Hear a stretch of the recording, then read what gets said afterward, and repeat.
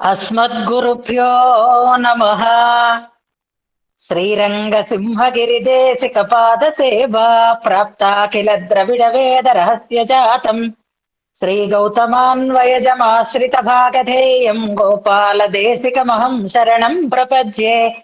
వాధూలన్వయ సంజాతమప్పలార్య తనూభవం గోపాలాచార్య సఛ్ఛాత్రం వందే వెంకటదేశికం. శ్రీవాత్స్య వరదాచార్య పౌత్రం తత్పద సంశ్రయం తాతార్యతనయం వందే రఘునాథాహ్వయం గురుం. కాశ్యపాన్వయ సంజాతం నారాయణ పదాశ్రితం శ్రీమన్నారాయణం వందే యతీశ్వర శ్రియాజుషం. సద్గ్రంథాధ్యయన సంగోష్ఠిని ఈనాటి వ్యాసంగానికి సాదరంగా ఆహ్వానిస్తూ కలిసి ప్రార్థన చేసుకుందాం. శ్రీపరాశర భట్టార్య శ్రీరంగేశ పురోహిత శ్రీవత్సాంకసుత శ్రీమాన్ శ్రేయసే మేస్తు భూయసే. భట్టార్య గంభీర హృదబ్ది నిర్యద్దివ్యామృతస్య క్రమయేష భవ్యః. శ్రీరంగరాజస్తవ నామ కోయం భినోతి నిత్యం విబుధాంతరంగం. శ్రీయతీశాన సిద్ధాంత సర్వస్వామల దర్పణం స్తవోయం రంగరాజస్య భక్త సంజీవనౌషధం. సప్త ప్రాకార మధ్యే సరసిజ ముకుళోద్భాసమానే విమానే కావేరీ మధ్యదేశే మృదుతర ఫణిరాఢ్భోగ పర్యంక భాగే. నిద్రా ముద్రాభిరామం కటినికట శిరః పార్శ్వ విన్యస్త హస్తం పద్మాధాత్రీకరాభ్యాం పరిచిత చరణం రంగరాజం భజేహం. అతంత్రిత చమూపతి ప్రహిత హస్తమస్వీకృత ప్రణీత మణిపాదుకం కిమితి చాకులాంతఃపురం అవాహన పరిష్క్రియం పతగరాజమారోహతః కరిప్రవర బృంహితే భగవతస్వరాయై నమః. శ్రీరంగేశయ శరణం మమాసి వాచ్యా వ్యాలోలత్కమలతటాకతాండవేన స్రగ్భూషంబరమయథాయధం దధానః ధింగ్మామిత్యనుగజగర్జమాజగంధా.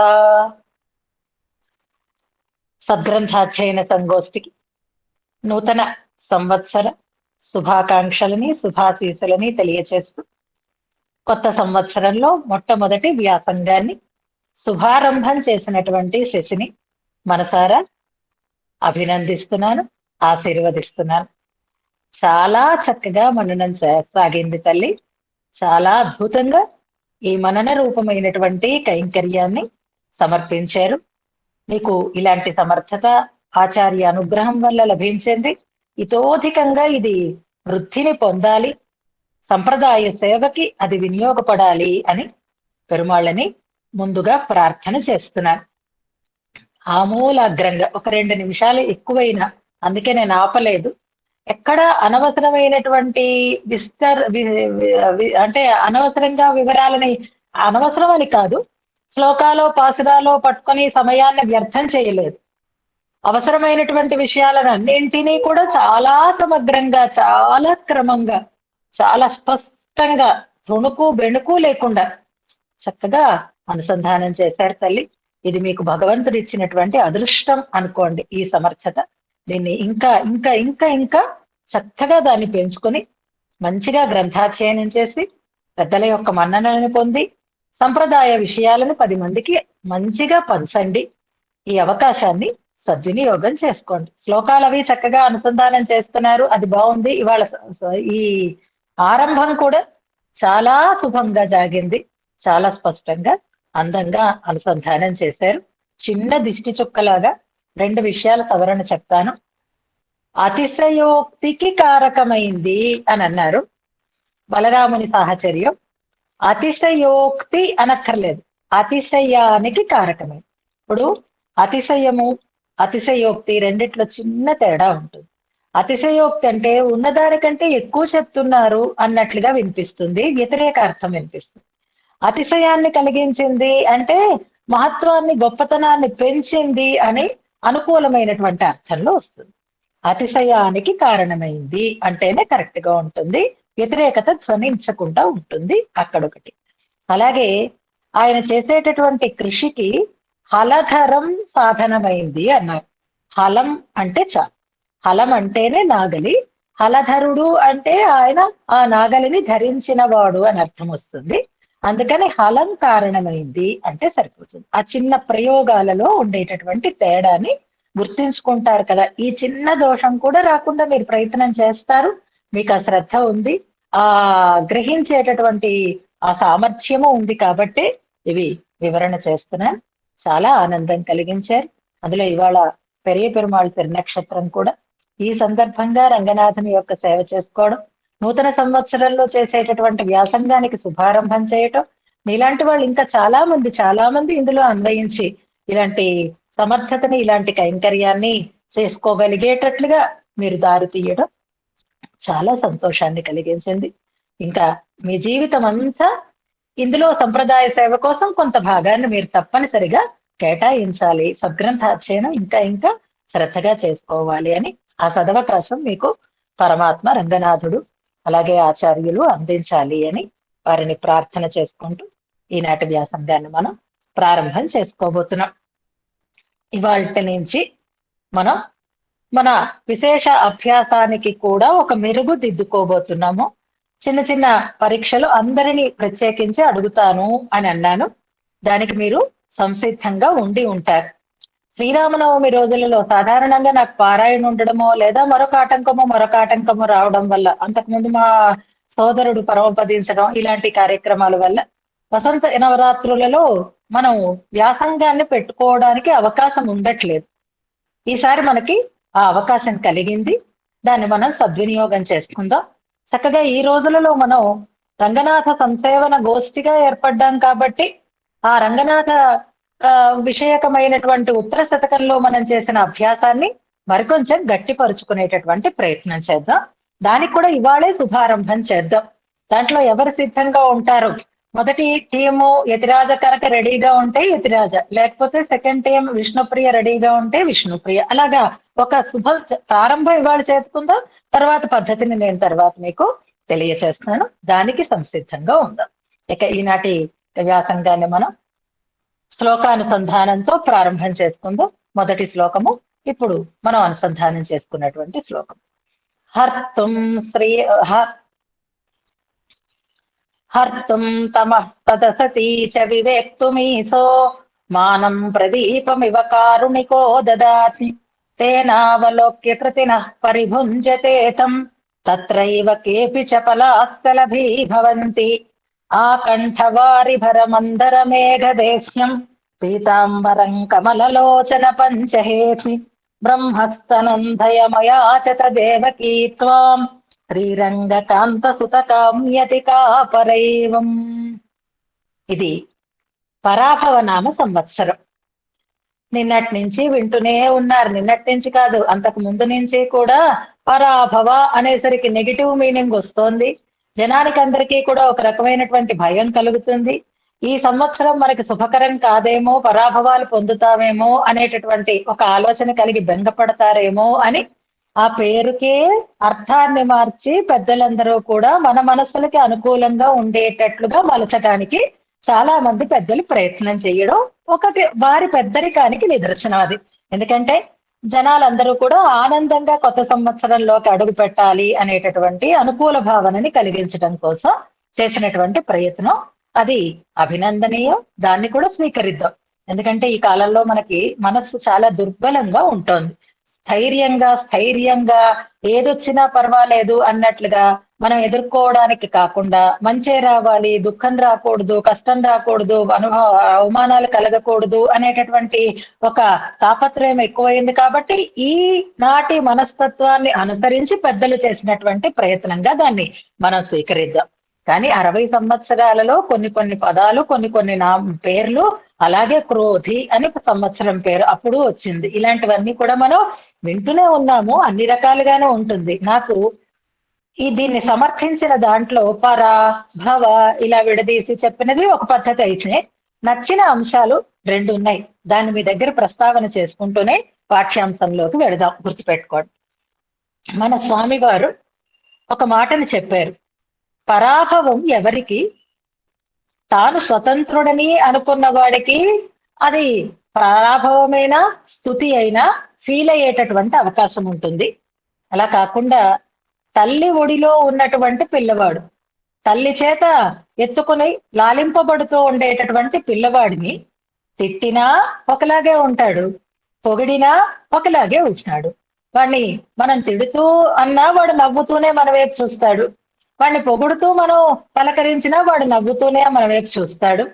అంచేత మనం కూడా అలాగే ఆచార్యుని యొక్క ఒడిలో ఉన్నటువంటి వారము, భగవంతుని యొక్క ఒడిలో ఉన్నటువంటి పిల్లల్లాంటి వాళ్ళము. కనుక మనకి పరాభవము లేదు, మనకి ప్రస్తుతి లేదు. అన్నిటినీ చూసుకోగలిగినటువంటి వాడు ఆచార్యుడు, పరమాత్మ. అలా ఉందాం మనం అనేటటువంటి మాటని ఒకటి జ్ఞాపకం పెట్టుకోండి. మొన్ననే మనం అనుకున్న రామానుజ పదాంభోజ సమాశ్రయణశాలిన.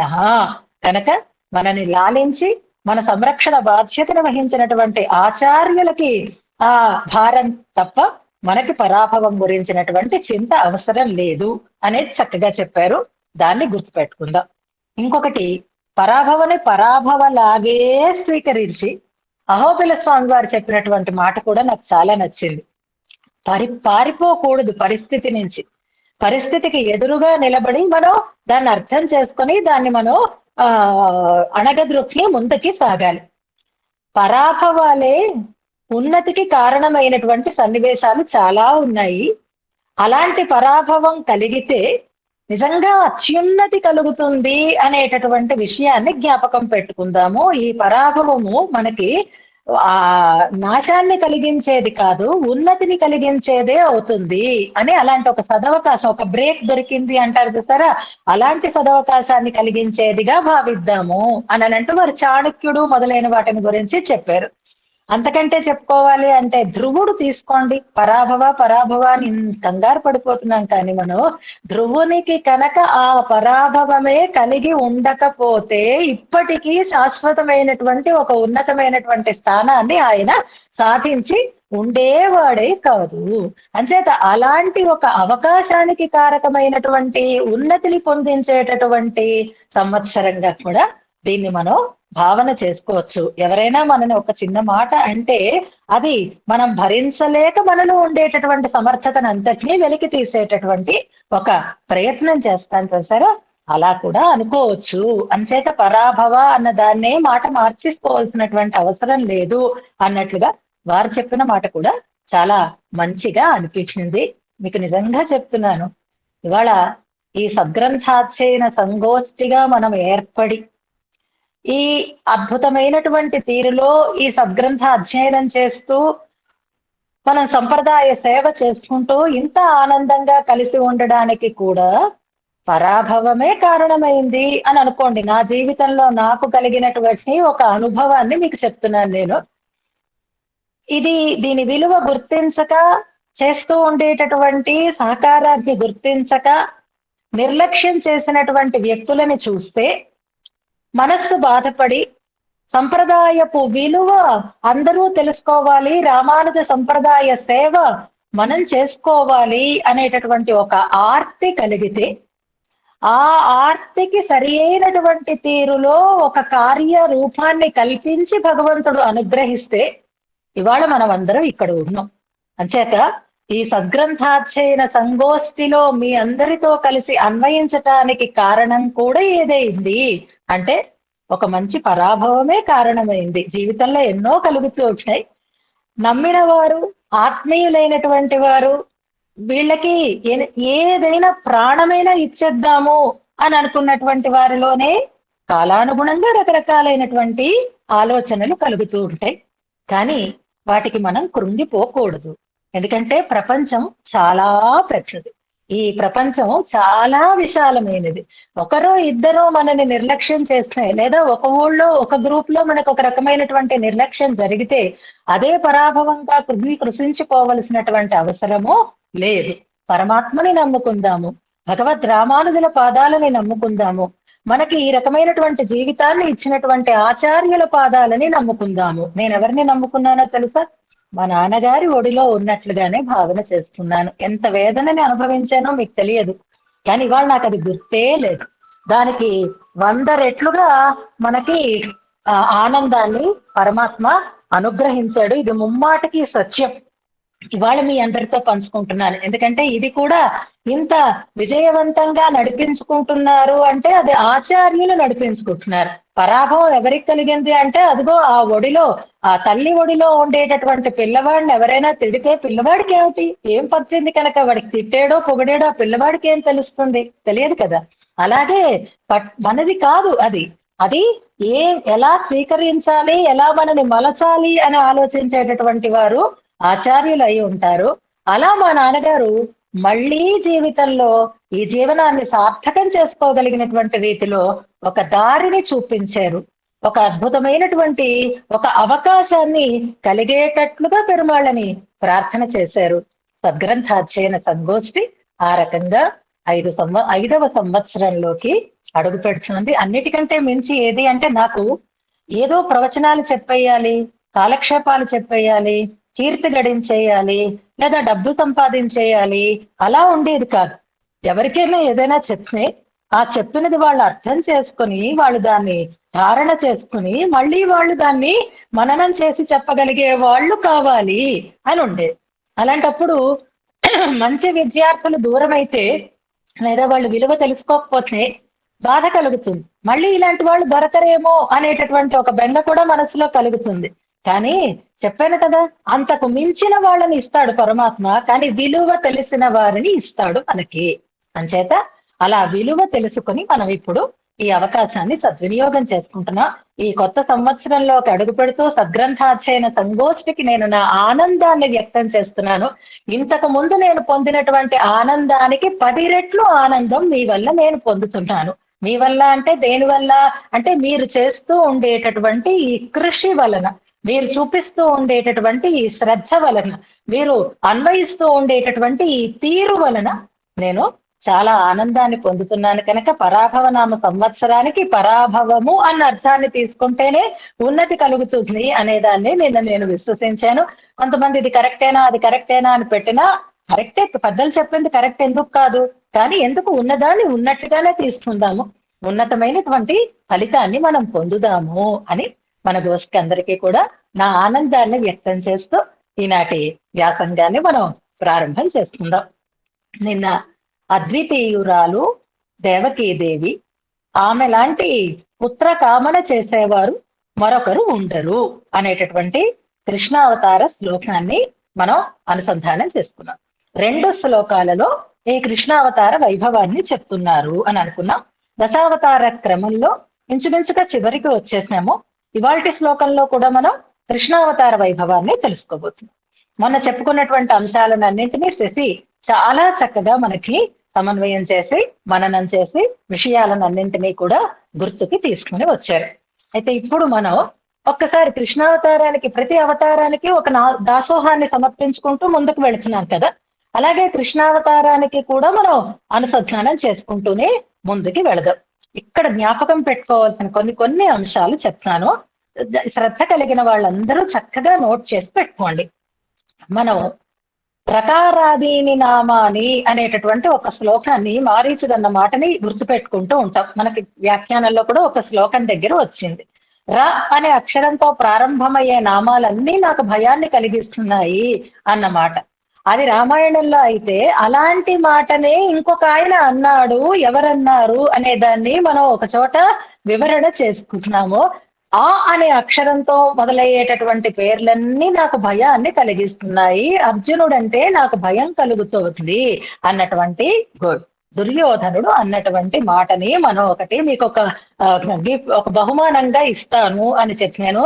ఇందులోనూ 2 ఇతిహాసాలలోనూ ఒకే రకమైనటువంటి భావన మనకి కలిగిన ఆ శ్లోకాలు రెండింటినీ మనం జ్ఞాపకం పెట్టుకుందాం.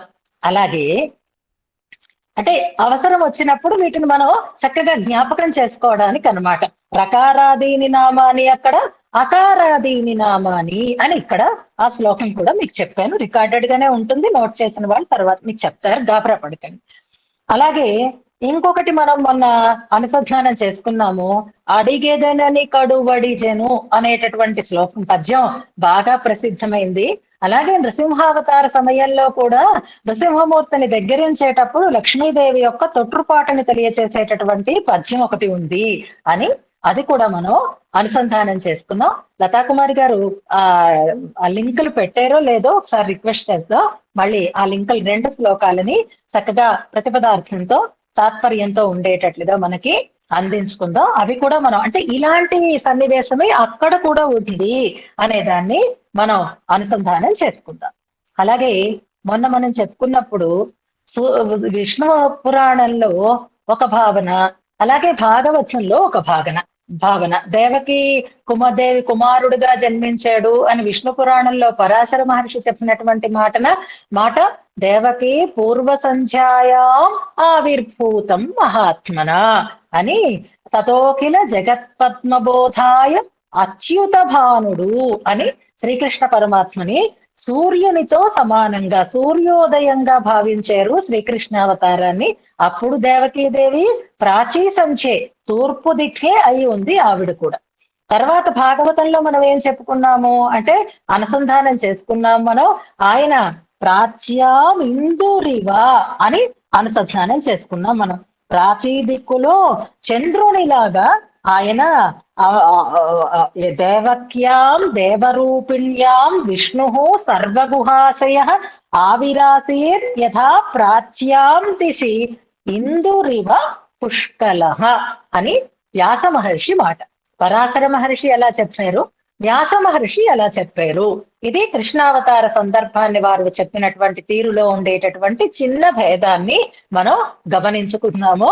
పరాశర మహర్షి అచ్యుత భానుడు అని అన్నారు, జగత్పద్మము వికసించటం కోసం ఆవిర్భవించాడు అన్నారు, దేవకీ పూర్వ సంధ్యలో అని చెప్పినారు. అలాగే వ్యాస భగవానుడు దేవకీ పూర్వ సంధ్యలోనే ఆవిర్భవించాడు.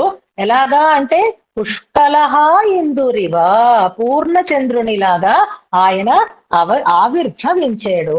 ఇప్పుడు దేవకి గర్భం, ఆమె గర్భం నుంచి ఆవిర్భవించినటువంటి ఆయన మళ్ళీ ప్రాచ్యాం దిశి అన్నట్లుగానే, అంటే సూర్యుడు చంద్రుడు మారేరు కానీ దిక్కు మాత్రం మారలేదు. ఎందుకంటే చంద్రోదయమైనా తూర్పు దిక్కునే జరుగుతుంది, సూర్యోదయమైనా తూర్పు దిక్కునే జరుగుతుంది. కాబట్టి దేవకిగానే ఉంది, కానీ ఆమెని ప్రాచ్యాం దిశి అని ఇద్దరూ చెప్పారు. కృష్ణ పరమాత్మని మాత్రం భగవంతుణ్ణి మాత్రము సూర్యునిగాను చంద్రునిగాను చెప్పారు అనేటటువంటి విషయాన్ని మనం జ్ఞాపకం పెట్టుకుందాము. ఇది ఇక్కడ ఒక విశ్లేషణ అన్నమాట. సమయం వచ్చినప్పుడు ఇలాంటి చిన్న చిన్న అంశాలను మనం నోట్ చేసి పెట్టుకుంటే చాలా మళ్ళీ కన్ఫ్యూజన్ అక్కర్లేకుండా చెప్పుకుందాం. ఇది ఇంతకు ముందు నీరాటం చెప్పుకున్నామని గుర్తు చేసుకుంటున్నారే, ఇది కూడా చాలా అభినందనీయం. అయితే కదిర్ మదియం పోల్ ముఖత్తాన్ అనే ఆండాళ్ళమ్మ వారి యొక్క ప్రయోగం కూడా ఆయన చంద్రుడా ఆయన సూర్యుడా అంటే ఆశ్రితులకి పగతులకి అలా అక్కడ అర్థాలు చెప్పుకుంటారు. కానీ ఆయన చంద్రుడు సూర్యుడు కూడా సూర్యుడిగాను ఆవిర్భవించాడు, చంద్రునిగాను కూడా ఆవిర్భవించాడు అనేటటువంటి ఒక సమన్వయం ఇక్కడ మనం చక్కగా చేసుకుందాం. ఇదొకటి గుర్తుపెట్టుకోవాల్సినటువంటి అంశంగా మీకు చెప్తున్నాను. ఇవాళ శుక్రవారం కదా, దేవకీ దేవిని మనం ఎలా భావన చేయాలి. ఇవాళ శుక్రవారం ఒకటి విశేషం, అమ్మవారి అనుగ్రహం. అలాగే రంగనాథుని యొక్క పెరియ పెరుమాళ్ తిరునక్షత్రం ఒకటి, అదొక విశేషం. సరే, సంవత్సర ఆరంభంలో మొట్టమొదటి వ్యాసత్వం అదొక ఆనందం. ఇవన్నీ కలిసిపోయే ఇంకా పాఠం కూడా మనం ప్రారంభం చేసుకోలేకపోతున్నాం. ఇవాళ శుక్రవారం కాబట్టి శుక్రవారం అమ్మవారిని స్తుతించేటటువంటి స్తోత్రాలలో చాలా విలక్షణమైనటువంటి స్తోత్రంగా ఇంద్రకృత స్త్రీ స్తుతి అనేది ఉంటుంది అని మనం చెప్పుకున్నాం. ఎన్నోసార్లు ప్రమాణాలు కూడా దాంట్లోంచి చెప్పుకుంటూ ఉంటాం. అందులో త్వం సిద్ధిస్త్వం స్వధా స్వాహ అనేటటువంటి ఒక శ్లోకం ఉంటుంది. లక్ష్మీ అమ్మవారిని దేవేంద్రుడు స్తుతిస్తాడు. అలాగే దేవకీ దేవిని కూడా అలాగే స్తుతిస్తారు. గర్భంలో ఉన్నటువంటి ఆ శ్రీమన్నారాయణుని స్తుతిస్తూ ఆ మహానుభావుణ్ణి కడుపులో పెట్టుకున్నటువంటి తల్లివి నువ్వు అని త్వం సిద్ధిస్త్వం స్వధా స్వాహ సుధాత్వం లోకపావని అనేటటువంటి ఆ శ్లోకపాదం ఎలా ఉంటుందో ఇందులో కూడా ఆ బ్రహ్మాది దేవతలందరూ కూడా త్వం స్వాహ త్వం స్వధా విద్యా సుధాత్మం జ్యోతిరంబరే త్వం సర్వలోక రక్షార్థం అవతీర్ణ మహీతలే అని అసాక్షాత్తుగా ఆ దేవకీ దేవిని స్తుతి చేస్తారు బ్రహ్మాది దేవతలందరూ. అలాంటి దేవకీ దేవిని కుమారుడిగా ఆవిర్భవించినటువంటి వైనాన్ని, ఇంకా చాలా ఉన్నాయి కానీ సమయం లేదు, అందుకని ఇక్కడితో ఆపుతున్నాను. అలాంటి ఆ స్వామిని మనం ఒకసారి నమస్కారం చెయ్యాలి అంటే నిన్నటి శ్లోకంలో బ్రహ్మ స్తనంధయమయాచత అనేటటువంటి ప్రయోగం ఉంది. అంటే ఆయన లక్షణాలన్నీ సాక్షాత్తుగా శ్రీమన్నారాయణుడే అని, నారాయణుడిగానే కనిపించాడు ఆయన అని ఆ పరదైవాన్నే పసిపిల్లవానిగా, పాలు తాగే పిల్లవానిగా కోరుకుంది దేవకీదేవి, తనకి కుమారుడుగా కావాలని కోరుకుంది అని మనం అనుసంధానం చేసుకున్నామే. అందుకే కృష్ణ పరమాత్మ వారికి తన స్వరూపాన్ని చూపించి ఏమని చెప్పాడు అంటే, మీరు నన్ను పిల్లవానిగాను భావిస్తారు, పరబ్రహ్మగాను భావిస్తారు అంటాడు సాక్షాత్తుగా ఆ స్వామి. ఆయన అన్నమాట, యువాం మాం పుత్రభావేన బ్రహ్మభావేన చాసకృత్ చింతయంతే కృత స్నేహౌ యాంత్యేధే మద్గతిం యాస్యేధే మద్గతిం పరాం. అప్పుడు ఆయన రూపాన్ని మార్చుకుంటాడు. ఈ మాట దేవకి వసుదేవులకి చెప్పి, మీరిద్దరూ తపస్సు చేశారు, మీ కోరిక ప్రకారం నేను మీకు అవతరించి కుమారుడిగా పుట్టాను, మీరు నన్ను ఎలా భావిస్తారు అంటే పుత్రభావేనా బ్రహ్మభావేనా, నన్ను మీ కుమారుడిగాను నా పట్ల ప్రేమను కలిగి ఉంటారు, పరబ్రహ్మ శ్రీమన్నారాయణుడిగా పరదైవంగాను నా పట్ల మీరు ప్రేమ కలిగి ఉంటారు, అలా నా పట్ల స్నేహము కలిగినటువంటి వారై మీరు పరగతిని పొందుతారు అని పరమాత్మ వారికి తన అనుగ్రహాన్ని తెలియచేస్తాడు అని భాగవతంలో మనకి చెప్తారు. అందుకే ఈ రెండింటినీ కలుపుకొని మనకి ఇవాళ గోపాల వింశతిలో ఉండేటటువంటి ఒక శ్లోకంతో ఆ స్వామికి మనం దాసోహాన్ని సమర్పించుకుందాం. మనం గుర్తించి పెట్టారు కదా, బ్రహ్మ స్తనంధయమయాచత దేవకీ త్వాం అన్న దాంట్లో వ్రజయోషిదపాంగవేధనీయం మధురాభాగ్యమనన్య భోగ్యమీడే వసుదేవ వధూస్తనందయం తత్ కిమపి బ్రహ్మ కిశోర భావ దృశ్యం. అద్భుతమైనటువంటి ఈ భావనే మనకు అక్కడ కనిపిస్తూ ఉంటుంది. వ్రజయోషిదపాంగ వేధనీయం మధురాభాగ్యం అనన్య భోగ్యమీడే. గుడ్ నెంబర్ కూడా పెట్టారు. ఆయన ఎవరు అంటే వసుదేవ వధూస్తనందయం తత్ కిమపి బ్రహ్మ అని, అది అద్భుతమైనటువంటి పరదైవమే.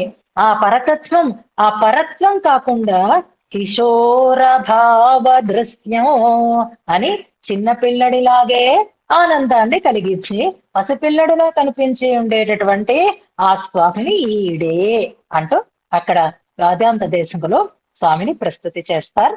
దాన్ని తలుచుకుంటూ తర్వాతి శ్లోకాన్ని మనం అనుసంధానం చేసుకుందాం. ఇది స్వామి యొక్క వేణుగాన వైభవాన్ని గురించి చెప్తూ ఉండేటటువంటి మాట. ఇది చెప్పుకోవడానికి ముందు ఒక చిన్న విషయం చెప్పుకొని శ్లోకాన్ని ప్రారంభం చేసుకుందాం. ఇది కొత్త సంవత్సరం. మనం కొన్నింటిని మళ్ళీ గట్టిగా విశ్వసించి ముందుకి సాగాల్సినటువంటి సమయం. ఆచార్యుల పరమాత్మ మనకి ఆదరణీయులు అనేటటువంటి సన్నివేశం కలిగినప్పుడు, ఎలాగైతే కబీర్ చెప్తారో భగవంతుడు గురువు ఒక్కసారే కనిపిస్తే ముందు ఎవరికి నమస్కారం పెట్టాలి అనేటటువంటి, ఇద్దరూ మనకి కావలసిన వారే, అందులో సందేహం లేదు. కానీ ముందు ఏది అనేది మనకి తెలియాలి అని అంటే భగవంతుని కంటే కూడా ఆచార్యులని ఆశ్రయిస్తే క్షేమం వెంటనే కలుగుతుంది అనేది ప్రతి ఒక్కరూ చెప్పేటటువంటి మాట. ఇప్పుడు వేణునాద వైభవాన్ని మనం తెలుసుకోబోతున్నాం. ఈ వేణునాదము, శ్రీకృష్ణుని వేణుగానం అందరినీ మైమర్పింపచేసింది అనేది ప్రసిద్ధం, లోక ప్రసిద్ధే. కృష్ణావతారం గురించి తెలిస్తే వేణుగాన వైభవాన్ని గురించి తెలియని వాళ్ళెవరూ ఉండరు. కానీ తన వేణుగానం తనని కూడా ఆనందింపచేసింది అంటారు ఇవాల్టి శ్లోకంలో. అది ఇందులో ఉండేటటువంటి విశిష్టత. తన వేణుగానం తనని కూడా ఆనందింపచేయడం ఏమిటి? సుబ్బలక్ష్మి గారు లాంటి వారు పాడితే మనలాంటి వాళ్ళు అందరం మైమర్చిపోతూ ఉంటాం. బాలమురళీకృష్ణ గారు లాంటి వాళ్ళు పాడితే మనలాంటి వాళ్ళం, అంటే తెలిసిన వారందరూ ఆనందపడుతున్నారు. వారి పాటకి వారే మైమరిచిపోయి ఉండేటటువంటి స్థితి ఎక్కడైనా కలుగుతుందా ఏమో, అందులో ఉండే ఆ కీర్తన వైభవాన్ని గురించి మైమరిచిపోతూ ఉంటారేమో. కానీ పరమాత్మట నీకు వేదం అంటే, వేదగానం అంటే ఇష్టమా, వేణుగానం అంటే ఇష్టమా అని ఒక ప్రశ్న వేసేవే అనుకోండి పరమాత్మని. వేదము, వేణువు, వేణుగానము ఈ రెండింటిని చూసుకోండి. వేదమా, వేణువా అని మనం ఒకసారి ప్రశ్నిస్తే పరమాత్మని, నాకు వేణుగానం అంటేనే ఇష్టం అంటాడు ఆయన. ఎందుకుట అననంటే, వేదమైతే సాక్షాత్తుగా నా ముఖంలోంచి వెలువడింది, కానీ ఆ నాదమైతే, వేణుగానమైతే వేణువు ద్వారా వచ్చింది కనుక అంటాడట. తాను స్వయంగా చెప్పిన దానికంటే వేణువు ద్వారా లోకానికి అందితే దాని పట్ల ఉండేటటువంటి ఆ ఆ ఇష్టం ఎలా ఉంటుంది. ఆ వేణువు ఎవరు అంటే ఆచార్యుడు అని అనుకోవటం. వేణుగానము అంటే ప్రణవనాదము అని అర్థం. ప్రణవ వైభవమే చెప్పబడుతోంది. ఆ ప్రణవమే ఆ ఓంకారాన్నే అది విస్తరిస్తూ ఉంటుంది అని అంటారు. ఓంకారం అంటే ఏమిటి? వేదసారమైనది ఓంకారం కదా. కానీ పరమాత్మ తాను చెప్పాడు భగవద్గీత, ఆచార్యుల ద్వారా చెప్పించాడు శ్రీ విష్ణు సహస్రనామం. ఎందుకని అంటే అదే దానికి తేడా. మనం అప్పుడు చెప్పుకున్నట్లుగానే వేదం సాక్షాత్తుగా స్వామి ముఖోద్గీతమైతే వేణువు ఈ గానము, వేణుగానము భగవంతుడి చేత ఏర్పరపబడినటువంటి, భగవంతునికి అతి సన్నిహితమైన, భగవంతునితో ఎప్పుడూ ఉండి భగవంతుణ్ణి విడవకుండా ఉండి విధేయంగా ఉండేటటువంటి వేణువు ద్వారా బయటికి వచ్చినటువంటి ధ్వని. అంటే ఇక్కడ ఆచార్యులు ఎవరనుకుంటున్నారు? వేణువు ఆచార్యుడు అని అనుకోవాలన్నమాట మనం. ఆ ఆచార్యుడు ఎప్పుడూ స్వామి హస్తంలో ఉంటాడు. ఆ ఆచార్యుడిని తనకి దగ్గరగా పెట్టుకుంటాడు ఆయన. ఎలా కావాలంటే అలా దాన్ని మలుచుకుంటూ ఉంటాడు.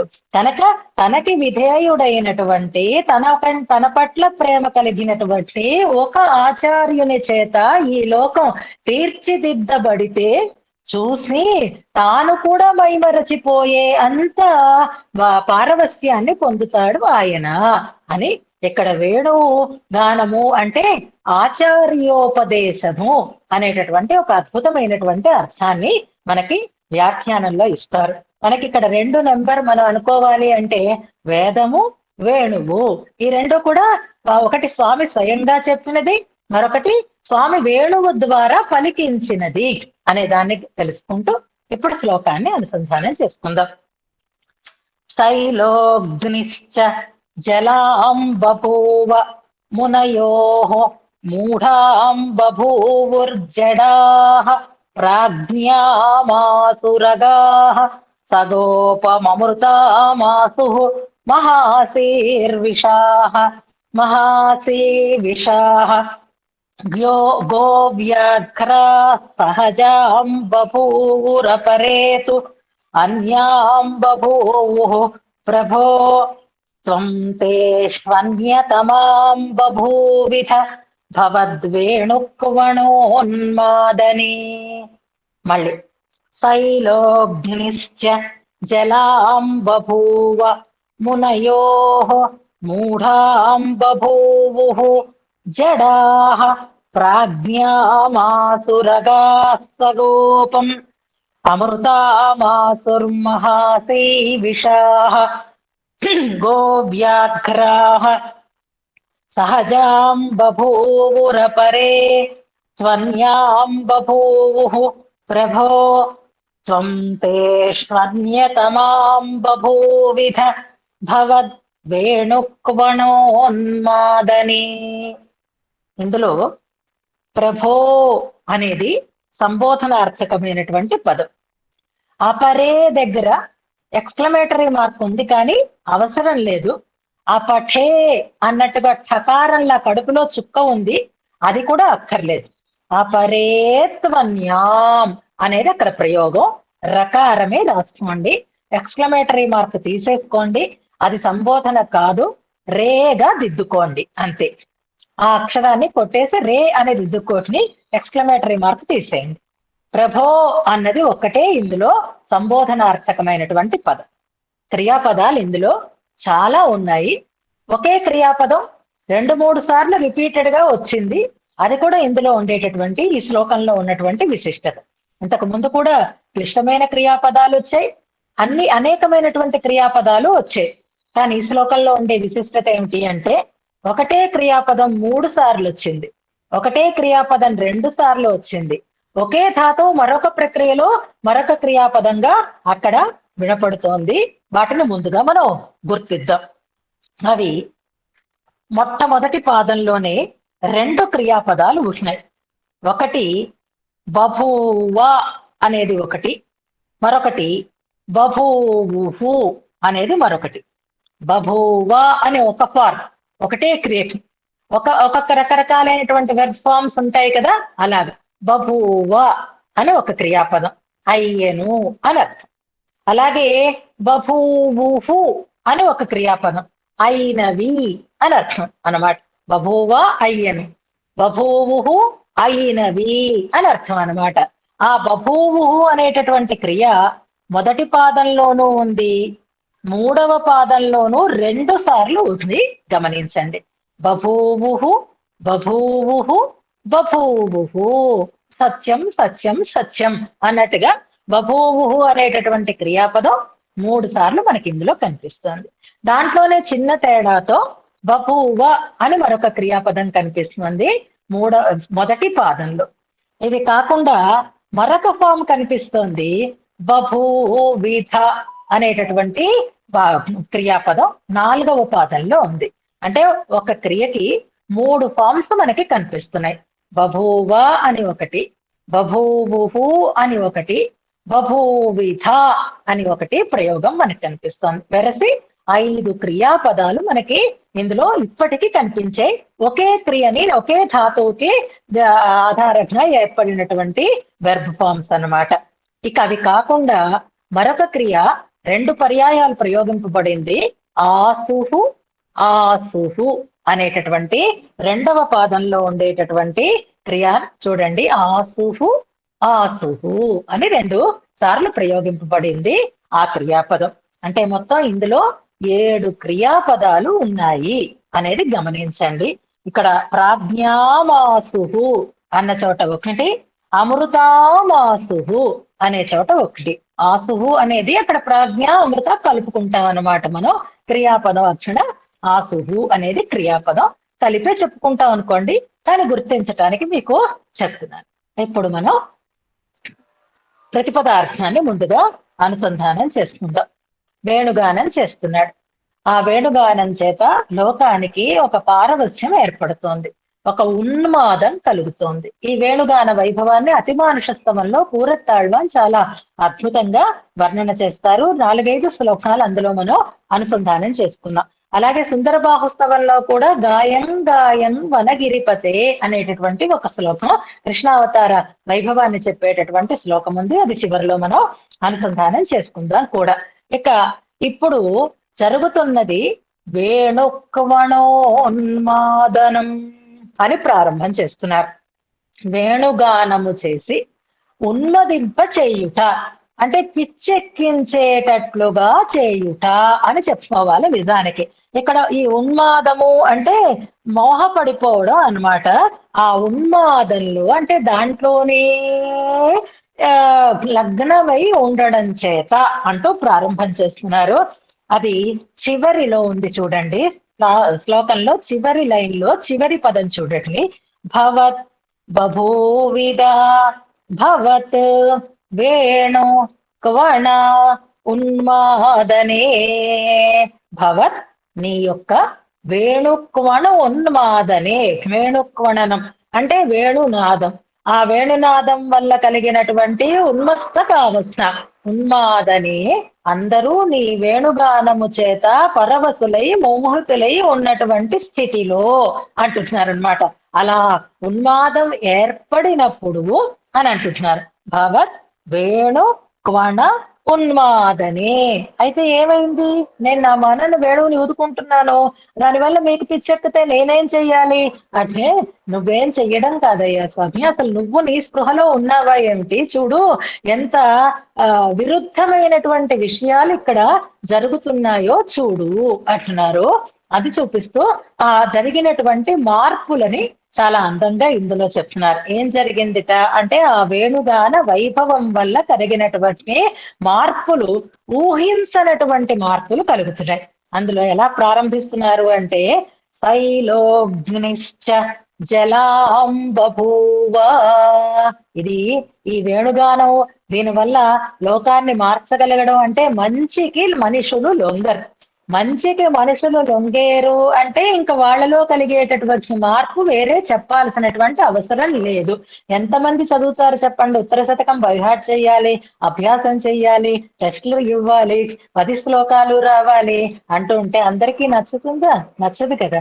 నచ్చిన వాళ్ళ సంగతి ఇప్పుడు చెప్తుందాం అన్నమాట. అంటే వాళ్ళు ఎలా మారిపోయారు ఇప్పుడు అనంటే శైలం, అగ్ని రెండింటిని చెప్తున్నారు. శైలం అంటే పర్వతము, అగ్ని అంటే తెలుసు పంచభూతాలలో ఒకటి, దాహక శక్తి కలిగినది, వేడిని కలిగించి మార్చేసేటటువంటి స్వభావం కలిగినది అది. ఈ రెండిటి స్వభావాలు మారిపోయాయిట. శైలం అంటే ఆ రాయి, ఆ రాయి అస్సలు కరగదు. అదే ఏదో కొన్ని సినిమాల్లో మనకి రాయి కరిగిపోతూ ఎన్టీ రామారావు పాడిన పాట గుర్తు చేసుకుందాము. ఆ ఎన్టీ రామారావు గారి పాటకే పేరేదో నాకు గుర్తు రావటం లేదు ఆ సినిమా. అద్భుతంగా చిన్నప్పుడు చాలా తమాషాగా అనిపిస్తూ ఉండేది. ఆ రాయి ఇలా ఇలా ఇలా ఇలా కదిలిపోయి కరిగిపోతూ ఉంటే ఏదో అద్భుతం జరిగింది అన్నట్లుగా అనిపిస్తూ ఉండేదన్నమాట. ఇప్పుడు ఆయన వేణునాదం అంతటా వినిపిస్తూ ఉంటే పర్వతాలు కరిగి నీరైపోతున్నాయిట. ఘనాఘన సుందర ఇంకా వేరే ఉంది, అది పాత సినిమాలో ఆయన పాడతాడు. ఆ జగదేక వీరుని కదా ఏదో అలాగో అలాంటి సినిమాలు ఏవో వాటిలో చాలా మంచి పాట కూడా, చాలా ప్రసిద్ధమైనటువంటి పాట, నాకు గుర్తు రావటం లేదు కానీ. అంటే రాయి కరగడం అనేది, సంగీతానికి రాయి కరగడం అనేది మనకి ఇప్పటికీ తెలుసు అనడానికి మీకు నేను చెప్తున్నాను. కానీ కరిగించిన వాడు ఆనాడు మొట్టమొదట శ్రీకృష్ణ పరమాత్మే తన వేణుగానంతో కరిగించాడు. అంటే రాతికి చలనం ఉండదు, కానీ ప్రణవనాదం వల్ల, ఆచార్య ఉపదేశం వల్ల రాళ్ళు కూడా కరిగిపోతాయి. అంటే ఆ కాఠిన్యాన్ని పోగొట్టుకుని ద్రవీభవిస్తాయి అనడం కోసం చెప్తున్నాను అనమాట. అలాగే అగ్ని అనంటే మార్చేస్తుంది, ఎవరినైనా మార్చేస్తుంది. కానీ ఆచార్యోపదేశం పొందితే, ఆచార్యుల ద్వారా మంచి మాటలని కనుక వింటే ఏమైపోతుంది? చల్లబడిపోతుంది అన్నమాట. అగ్నికి చల్లతనం ఏర్పడింది, పర్వతానికి ద్రవత్వం ఏర్పడింది. అంటే కాఠిన్యం దానికి తొలగిపోయింది, వేడితనం, ఔష్ణ్యం, ఉష్ణత దీనిలో పోయింది. ఇది సహజంగా ఉండేటటువంటి ప్రసిద్ధమైనటువంటి వస్తుజాతం అని అనుకుంటే, మనలాంటి వారిలో కూడా పర్వతాలలాగా ఎంతమంది ఎన్ని రకాలుగా ఎన్ని ఉపదేశాలు చేసినా మాకు పట్టనదు అన్నట్టుగా ఉన్న వాళ్ళే ఇవాళ మేమంటే మేము, మేమంటే మేమని పేర్లు ఇచ్చి అభ్యాసం చేయగలిగేటటువంటి స్థితికి చేరుకున్నాము. అంటే శైలము ద్రవించింది. అలాగే ఈ పని ఆ పని లేకుండా, వీళ్ళు వాళ్ళు అని లేకుండా, ఎవరు పడితే వాళ్ళనే అనవసరమైనటువంటి పరుష పదజాలాలతో బాధించి వాళ్ళలో ఒక వేడిని కలిగించేటటువంటి వాళ్ళు ఇప్పుడు చల్లగా మనకి ఎందుకు లేదురు వాళ్ళు, ఎందుకు వాళ్ళ గురించి మనకు వద్దులేండి అని అనుకునేటటువంటి స్థితికి వచ్చేసారు. అంటే చల్లబడిపోయారు అని అర్థం అనమాట. శైలోగ్నిశ్చ జలాం బభూవ. శివశంకరి అనేటటువంటి పాట అనుకుంటాను, అది కరెక్టే. అలాగా ఈ వేణుక్మణోన్మాదనే మొట్టమొదట ప్రకృతిలో కలిగినటువంటి ఆ తేడాన్ని చెప్తున్నారు. శైలము, అగ్ని కూడా జలాంబభూవ, నీరు అయిపోయినాయి అని అర్థం. అగ్ని దగ్గరైతే చల్లతనం కలిగినటువంటి లక్షణాన్ని పొందేయి, పర్వతం దగ్గర అయితే కాఠిన్యము తొలగిపోయింది అని మనం సమన్వయం చేసుకోవాలి. శైలము, అగ్ని రెండు కూడా జలాం బభూవ, నీరుగా అయిపోయినాయి. అంటే చల్లగా అయిపోయింది అగ్ని అని అనుకోవాలన్నమాట మనం. అలాగే పర్వతం కరిగిపోయింది అని అర్థం. మునయః మూఢాం బభూవు. ఇక్కడ చూడండి, రెండు రకాలైనటువంటి తేడా మనం గమనించాలి. మునయః, మునులు అంటే నిరంతరం మననం చేసేటటువంటి వాడిని ముని అని అంటారు. నిరంతరం భగవద్రూప స్వరూప రూప గుణాదులను మననం చేసేటటువంటి మునులు కూడా మూఢాం బభూవుః. ఇప్పుడు చూడండి, ఏ సినిమావో గుర్తు రాలేదు, ఏ పాటో గుర్తు రాలేదు, ఇంతకు ముందు తెలిసినదే. కానీ ఈ అలాగా ఏమీ తోచకుండా, ఏది గుర్తు రాకుండా, ఇది తప్ప మరొకటిది ఏది స్ఫురించకుండా ఉండేటటువంటి స్థితి మూఢాం బభూవుః అంటారు. ఈ మధ్య సింగరాచార్య స్వామి వారు మంచి వ్యాసాన్ని షేర్ చేశారు నిన్ననే. ఇప్పుడు టైం లేదు, దాంట్లోకి వెళితే మనం తేలలేం, కానీ చెప్తాను. రామాయణం ఎలాగ చదివి రోజులు కదా, అందుకని తపస్వాధ్యాయ నిరతం అనేటటువంటి సర్గతోటే మనం ప్రారంభం చేసుకుంటాము, సుందరకాండ చదివినా రామాయణం చదివినా. అందులో ఎవరు ఈ లోకంలో ఇలాంటి గుణాలు కలిగిన వాడు అనేటటువంటి ప్రశ్న వాల్మీకి భగవానుడు అడిగితే, మునే వక్ష్యామ్యహం బుద్ధ్వా తైర్యుక్త శ్రూయతాం నరః అనేటటువంటి దానికి ఎంత అందంగా వ్యాఖ్యానం చేశారో మన పూర్వాచార్యులు అని అంటారు. ఎవరిని అడిగారు? నారదుని అడిగారు. ఎవరు అడిగారు? వాల్మీకి భగవానుడు అడిగాడు. నారదుడు ఎలాంటి వాడు? త్రికాలవేత్త అయినటువంటి వాడు. ఆయనకి తెలియని విషయం ఉంటుందా? ఉండదు కదా. కొత్తగా నేర్చుకోవాల్సిన అవసరం ఉంటుందా? ఉండదు కదా. ఉండు, పుస్తకం చూసి రిఫర్ చేసి చెప్తాను అని అంటాడా? ఉండు, ఎవరినైనా అడిగొచ్చి చెప్తాను అని అంటాడా? కానీ ఆయన ఏమన్నాడు? బుద్ధ్వా వక్ష్యామి అన్నాడు. తెలుసుకుని చెప్తాను అని అన్నాడు. తెలుసుకొని చెప్పడం ఏంటండి? నారదుడు కూడా ఇంకా నేర్చుకోవాలా? మనకి ఆయనకి తేడా ఏమిటి అని మనకి సందేహం కలిగిందా ఇంతవరకు ఎప్పుడైనా? ఇప్పుడు ఈ వ్యాసం వచ్చింది కాబట్టి మనకు కలుగుతుంది. బుద్ధ్వా అని ఎందుకన్నాడు అంటే, అక్కడ మన వాళ్ళు పెరియవాచ్యాంబిళ్ళై అద్భుతంగా వ్యాఖ్యానం చేస్తారు. ఎందుకంటే అంతవరకు స్వామి యొక్క గుణగానం జరిగేది. వాల్మీకి భగవానుడు రామచంద్రుని యొక్క కళ్యాణ గుణాలని గానం చేశాడు. చేస్తే అది విన్న వాళ్ళు ఎలాంటి వాళ్ళైనా సరే పరవశులు అయిపోతారనమాట. ఇంకా ఆ గుణగానం వల్ల ఈయనలో అసలు ఏమీ తోచకుండా అయిపోయింది. తెలిసిన విషయాలు కూడా ఏవీ గుర్తుకి రాకుండా అయిపోయి అందులో మునిగిపోయాడనమాట. ఆ కళ్యాణ గుణ అనుభవంతో ఏదైనా చెప్తే అందంగా ఉంటుంది. నారద భగవానుడికి అంత అనుభవం కలిగింది కాబట్టి ఒక్క నిమిషం ఉండు, తేరుకొని చెప్తాను, మళ్ళీ నేను ఈ గుణ పారవస్యంలోంచి పైకి వచ్చి అప్పుడు చెప్తాను అని చెప్పాడు అని అందమైనటువంటి వ్యాసాన్ని రాస్తారు. అలాగే కూడా మునులందరూ కూడా సహజంగా జ్ఞానవంతులైనటువంటి వాళ్ళందరూ కూడా ఏమైనారట అంటే మూఢాం బభూవుః. వాళ్ళ మంత్రాలు కానీ, వాళ్ళ మననానికి కావలసినటువంటి ఆ నామాలు కానీ ఏవి గుర్తు రావటం లేదు. అలా మూఢులలాగా ఉండిపోయారు, అందులోనే మునిగిపోయి వచ్చినారట మునులు. ఇక జడాహ ప్రాజ్ఞామాసు అగాహ సగోపము. ఇంకా జడాహ జడులైనటువంటి వారు అంటే ఏ రకమైనటువంటి జ్ఞానము లేనటువంటి వక్తి మూఢులైనటువంటి వారు. మునులేమో ప్రాజ్ఞులు, వీళ్ళ జడులేమో అజ్ఞులు. మునులు ఏమైపోయారు? అజ్ఞానం కలిగిన వాళ్ళందరికీ అజ్ఞానం కలిగిపోయింది, అంటే ఇంకేమీ తోచకుండా అయిపోయింది. వేణునాదమే తప్ప మరొకటి వాళ్ళకి తెలియలేదు. ఇక ఆ మూఢాహ జడులైనటువంటి వాళ్ళు ఏమైపోయారట? వేణునాదాన్ని విన్న తర్వాత ప్రాజ్ఞాం ఆసుహు ప్రాజ్ఞామాసుహు అంతా ఒకటే పదం కింద మనం తీసుకోవాలన్నమాట. ప్రాజ్ఞులు అయిపోయారు, ప్రాజ్ఞత్వాన్ని పొందేరు అని అర్థం. అంటే మహాజ్ఞానులుగా అయిపోయారట. ఎవరు ఇంతకీ? ఆ జడులని ఎవరిని చెప్తున్నారు అంటే జడ పదార్థం అని వేటినంటాం? కదలకుండా ఉండేటటువంటి వాటిని కదా, అవే అగాహ అంటున్నారు. అగాహ అంటే వృక్షములు అని అర్థం అనమాట. వృక్షములు కూడా తెలివైనవి, నేను వాటి ఎందుకు పనికిరాని మొద్దుని అని అంటారు చూసారా? ఆ మొద్దు అంటే చెట్టు అనమాట. అగాహ అంటే వృక్షములు. ఇవేమైపోయే జడాహ అగాహ ప్రాజ్ఞామాసుహు ప్రాజ్ఞలు అయిపోయాయి. ఎవరితో కలిసి? సగోపం గోపకులతో కలిసి. గోపకులైతే అమాయకులు, ఏ రకమైనటువంటి కర్మజ్ఞాన భక్తులు లేనటువంటి వారు. మునులైతే కర్మజ్ఞాన భక్తులు పరిపూర్ణంగా కలిగినటువంటి వారు.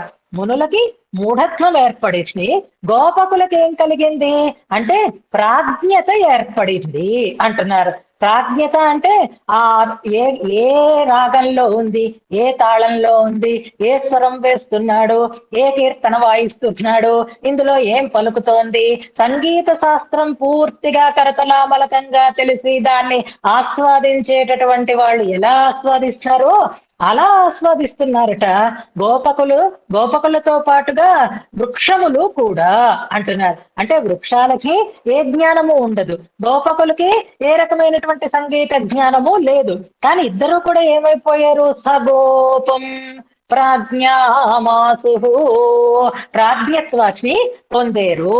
అంటే సంగీత ఆ స్వారస్యాన్ని అనుభవించగలిగేటటువంటి స్థితికి చేరుకున్నారు అని అంటారు. ఇక్కడ సగోపం అన్నప్పుడు ఆ చిన్న సన్నివేశం గుర్తొచ్చింది, మీతో షేర్ చేస్తాను, ఏమి అనుకోకండి. కానీ చూడండి, నిజానికి పెద్ద పెద్ద మహా సంగీత విద్వాంసులు పాడుతూ ఉంటే సంగీత జ్ఞానం కలిగినటువంటి వారికైతే, సంగీత అభిరుచి కలిగినటువంటి వారికైతే అవన్నీ అర్థమవుతాయి, దాంట్లో లీనమై వాళ్ళు అందులో ఆనందాన్ని పొందగలుగుతారు. ఏమీ లేని వాళ్ళకి కొంచెం ఇంపుగా వినిపిస్తుంది, కానీ ఎక్కువసేపు దాంట్లో ఉండేటటువంటి ఆనందాన్ని అనుభవించగలిగేటటువంటి స్థితి వాళ్ళకి ఉండదు.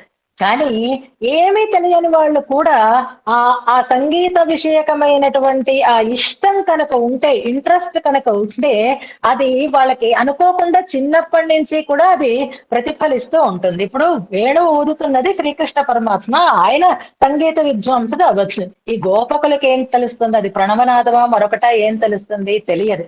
కానండి, పిల్లల్ని చూడండి, మా తమ్ముడి మనవడు ఈ మధ్య చిన్న చిన్న వీడియోలు చేసి పంపిస్తూ ఉంటుంది మా జ్యోతి. అప్పుడప్పుడు పిల్లడు అంటే సహజంగా చేస్తున్న చేష్టల్ని చూసి సహస్ర దీపాలంకరణ రెగ్యులర్ గా నేను చూస్తాను, మా అమ్మగారు చూస్తారు.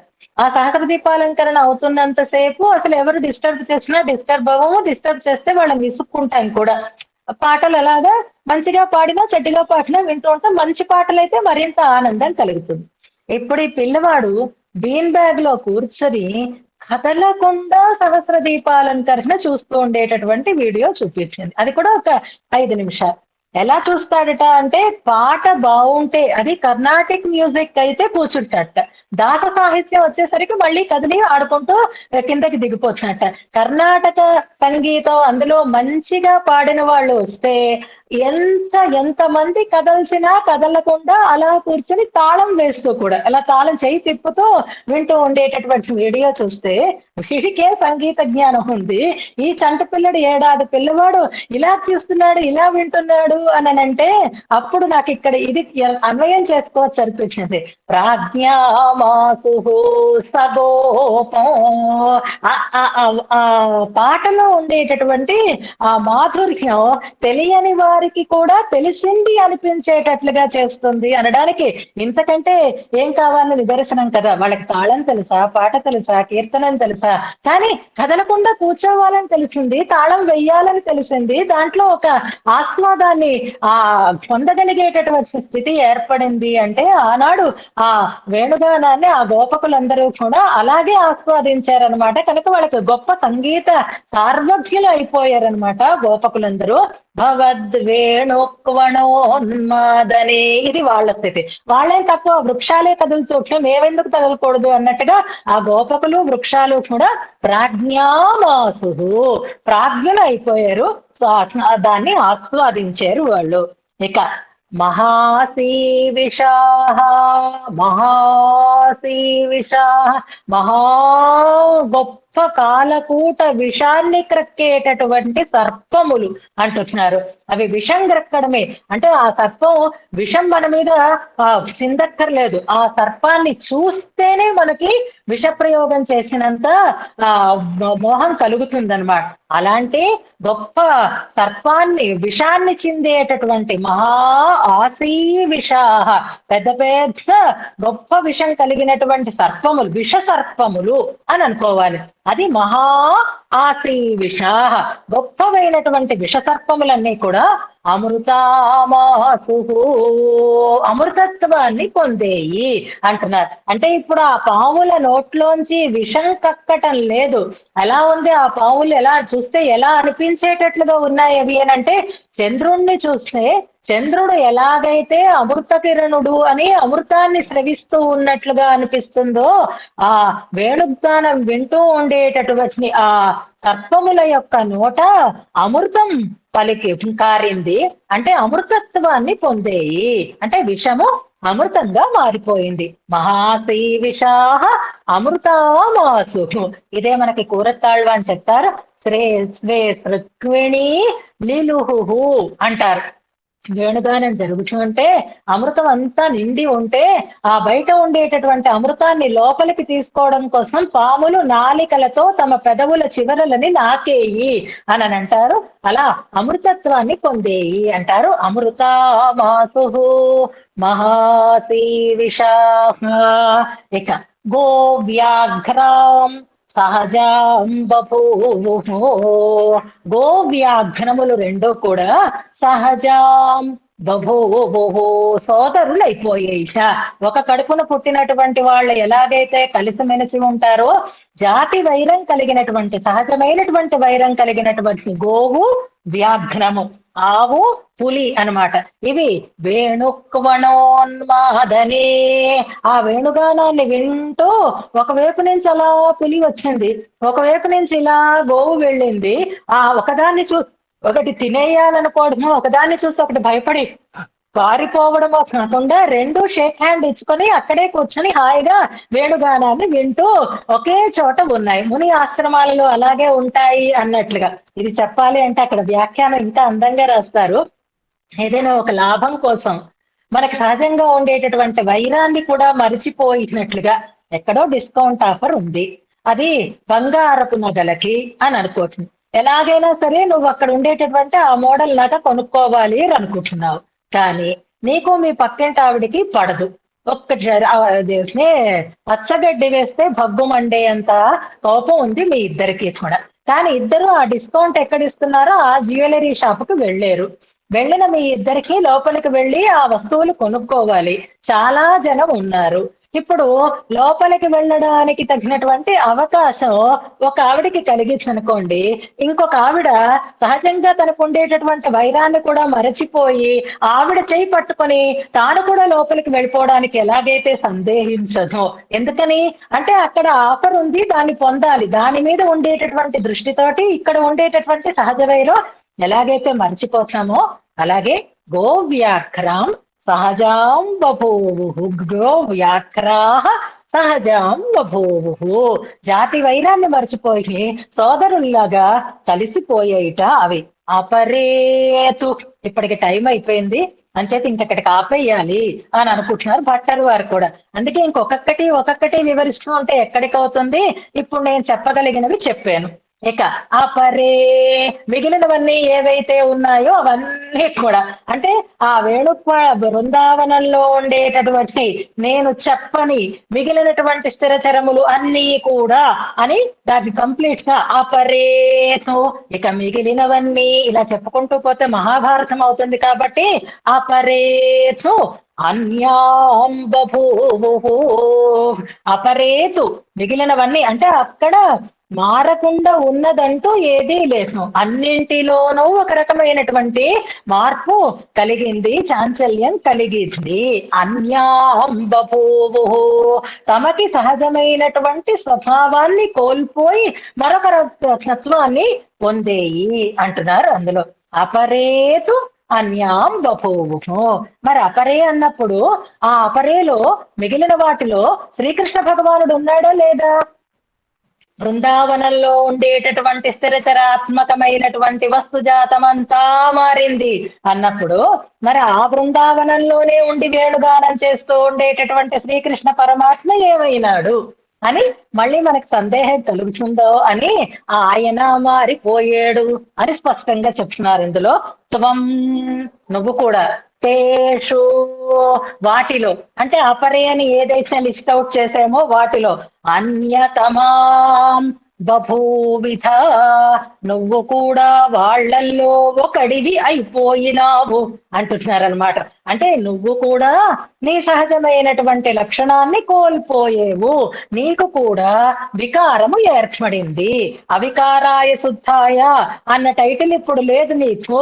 నీకు కూడా ఆ వేణునాదం వల్ల మార్పు నీలో కూడా కనిపించి సర్వజ్ఞులవి సర్వవేత్తవి అనేటటువంటి నీ సర్వజ్ఞత్వము పోయి వాటిలో ఒకడిగా నువ్వు కూడా మారిపోయావు. అంటే మార్పుని పొందిన వాటిలో, పారవస్యాన్ని పొందడంలో నువ్వు కూడా వాటిలో ఒకడవే అయినావు అంటున్నారు ఈ శ్లోకంలో. త్వం తేషు అన్యతమాం బభూవిధ, అయి ఉన్నావు.